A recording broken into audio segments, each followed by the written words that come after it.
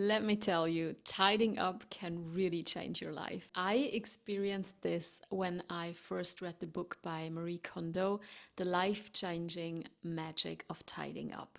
And this book inspired me so much to dive deeper into decluttering and tidying up and also explore the psychological aspects of it all.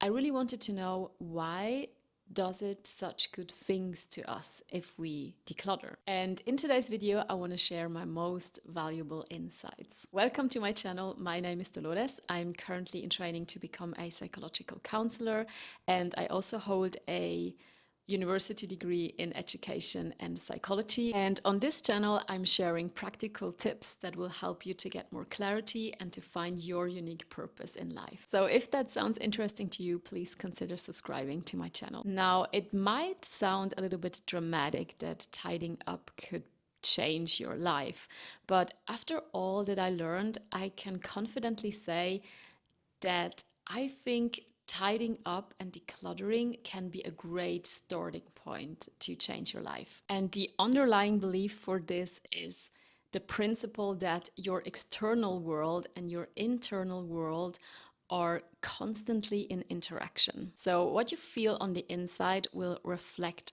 on the outside. But it is also the other way around. What you see on the outside will have a direct influence on your inner state. Imagine that you have a very bad day, that you feel sad, and how would you perceive your world then? How do you see the things? Maybe things that normally are beautiful to you or that you appreciate seem a little bit less beautiful, a little bit more gray. On the other hand, if you have a very good day, if you're in a good mood, you will perceive things more positive than usual.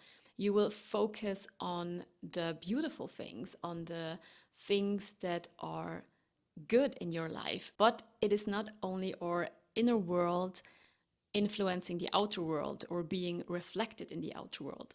It is also the external environment that can have an influence on our inner state, because everything is connected and everything is in interaction. So that means if your space is beautiful, if you feel good in your space, if you appreciate the things that you have, and if you enjoy your clean space, then it will impact your mood directly. I even found a study that backs this up. And in this study, they let people film their homes and they could comment while filming. They could say if they are happy with their space or what they like about it, what they don't like. And this correlated with the cortisol levels throughout the day with these people. So when they were unhappy with their homes, they had higher cortisol levels throughout the day. And higher cortisol basically means more stress. Whereas when they reported more positive things about their homes, the cortisol levels were much deeper. There is also another study where people had to solve problems on a computer, and one group had this very messy background and the other group had a clear background. And even though the tasks were exactly the same, the group with the more quiet, with the cleaner background, had much better results. So visual clutter is another thing that can distract your brain and that can make it harder to solve problems, because your brain would have to focus on different things. And even if you try to focus on only one task, it's like subconsciously there is always information that is sent to your brain, so that your brain will for split seconds focus on other things than the task at hand. And that also costs a lot of energy, obviously. So basically a clean and tidy space will help you to feel more calm and to think more clearly. Maybe you have also discovered it for yourself. I know for me personally, when my desk is clean, I can work a lot better and I can think a lot straighter. Now, how do you get to a clean and tidy space? I know it can be quite hard to get started or to even find the motivation to start. I have 3 quick tips for you that might help you to get started. So the first one is to schedule your tidying session. So obviously it would make sense to schedule bigger tidying projects that involve other people, but I also schedule smaller projects for myself. I don't always write it in my agenda, but at least I decide the day before or a couple of days before that I want to tidy up on that day. So when I wake up on that day, I know exactly that after work, when I come home, I have to tidy the bathroom, for example. And like that, I don't give myself space to think about anything else. I really know I have to do this first, and after that I can do some other things. My second tip would be to set a timer. Sometimes when I think about tidying up, I'm really hesitant because it can take a lot of time, and also I can get a little bit lost in tidying. So a great way to limit your cleaning time is to set a timer from the beginning, and then really only focus on the most important things.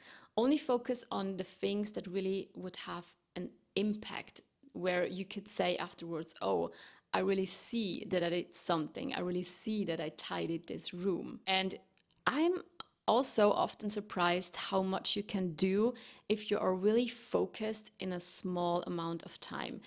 You will see that in only 30 minutes you can do really a lot in your home that will change the entire appearance. And my third and last tip is to combine it with something that you enjoy. Yes, tidying up takes focus, so you cannot really do a lot beside, but it's easy to listen to some good music or to listen to a podcast or a book that you're really into. So hopefully these tips are helpful for you to get started, because once you get started, it will get a lot easier. Tidying up is actually a great task to get into flow state, because it is not too difficult, but it's also not too boring, because it requires a little bit of focus, and you will see instant results if you clean, which is also very rewarding. So yeah, once you get over the hurdle of starting, you can get into this flow state.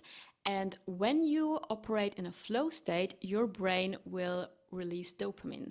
And dopamine is basically your happy hormone.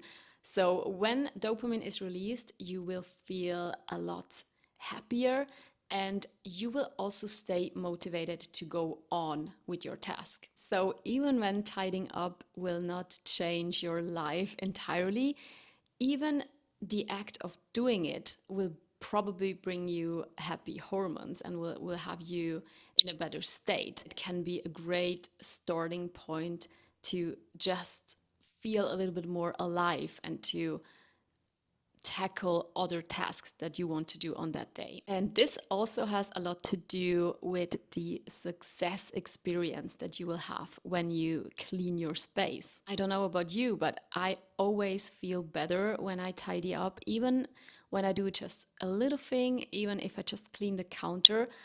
I feel like I have accomplished something. And that is basically how building self-confidence works. We can only build self-confidence when we achieve something that we set our mind to. When you achieve the goal that you set for yourself, you prove to yourself that you are able to do things, maybe even things that are hard. This will leave you feeling successful. And also, if your home is clean, you will be proud of it, and maybe you're a little bit more likely to invite people. So tidying would maybe even make you more social. Yeah, there are a lot of benefits to tidying up, and maybe this video inspired you to clean and declutter your home maybe today. And if it inspired you, but you don't really know where to start or find it a little bit overwhelming, I made a video where I talk about all the strategies from Marie Kondo's book that I still use